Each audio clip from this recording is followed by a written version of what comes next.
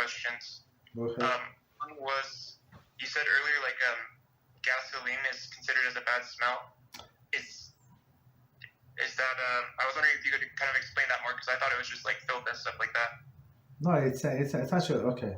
So it's actually in the laws of saying Shema, right? It says Shulchan Aruch explained it in a part where it says about saying Shema, but it applies to Shemona Esrei and other things like also in the to the blessing. So one of the prohibition is when it's like fall odor. So what does it mean fall? Fall that most of the people find this smell offensive. Like they would not tolerate. Some people like the smell of gasoline. They this druggies like they smell and they go high from this. I mean that's that's what I remember from my childhood. We had in where I lived, they had people like that. They would smell it, right?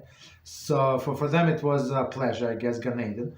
But for most of the people, it's disgusting, right? So we go by opinion of the most of the people. So of course, from garbage, if garbage is rotten and stuff like that. So yeah, you're not allowed to pray there. What you have to do, you have to distance yourself from the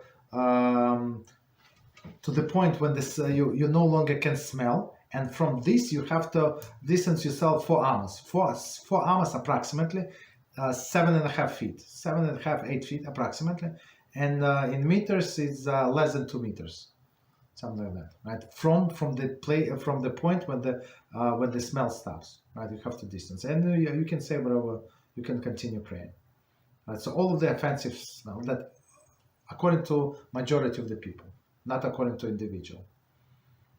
Okay.